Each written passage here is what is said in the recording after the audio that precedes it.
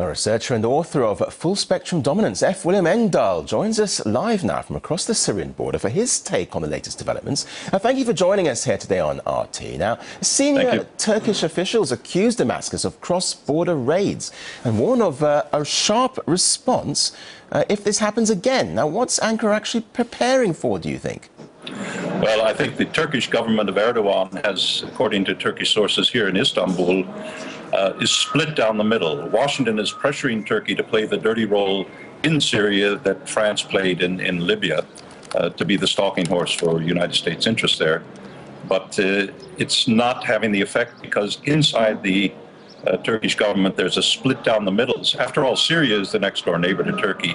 20% of the Syrian population, of the Turkish population, is Alawite, which is the same branch of Islam that the Assad family is from.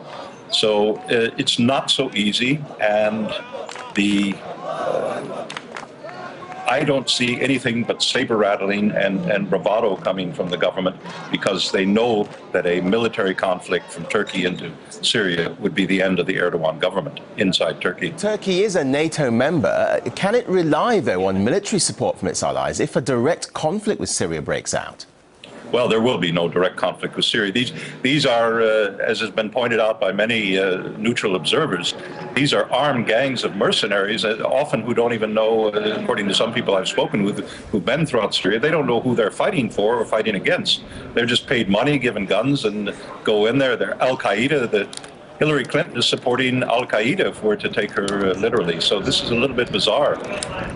It's the kind of chaos scenario that you have already in Libya, where there's no organized government. There's just bandit gangs that are roaming the streets trying to control different parts of turf. So tens of thousands of Syrian refugees have fled into Turkey in recent months. How is Turkey supposed to stop that?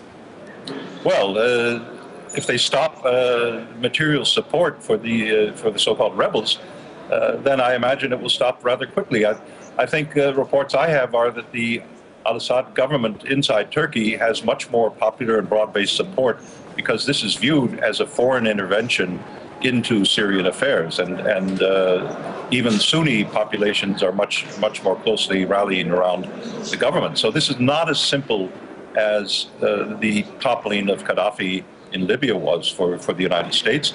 And it's also the fact that Russia, China, Iran, and various other entities have drawn a line in the sand and said, no, we will not let Syria fall. That has put a huge crimp in Washington's plans for an Arab Spring in Syria. So I don't think this is going to happen. Now, Turkey is said to be harbouring Syrian opposition leaders and even the headquarters of the rebel Free Syrian Army. What's Ankara seeking to gain by supporting regime change forces?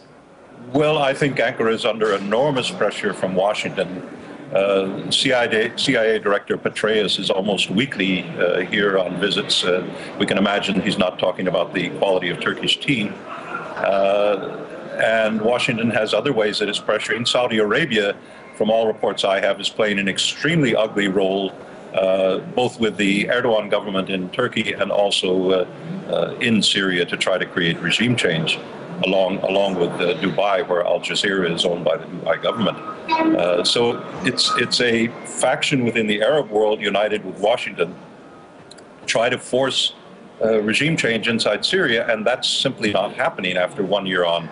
So I think there's a big recalculation, and I have the sense that Washington is trying a fallback plan B of simply portraying Russia and China as the greatest offenders against world peace by defending the Syrian government, and to try to give them a bad face in the eyes of the world community. And I don't think that's going to wash either.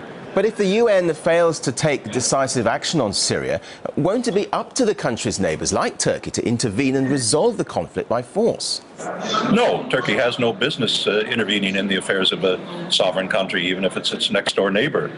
These are the rebels are being armed from outside, and they're being sent in from outside. They've been trained by the CIA, by French intelligence, by British intelligence, and sent in there to create these incidents, these random shootings of civilian buses, school children, and so forth, and then to blame it on the government. So, and that I've documented from numerous sources who've traveled directly through Syria as independent foreign journalists. And I think this is what's going on. You have journalists from Al-Jazeera resigning in protest because Al-Jazeera, under pressure from the Dubai government that owns it, is refusing to tell the truth about what's going on inside Syria. This is an armed intervention, an illegal violation of the UN Charter by the United States and various other countries, including most likely Turkey, to try to destabilize an established regime. Okay. That should be against the UN Charter. All right, we'll have to leave it there for now. Live from Istanbul, that was researcher and author F. William Engdahl. Thank you for joining us. Thank you. RT.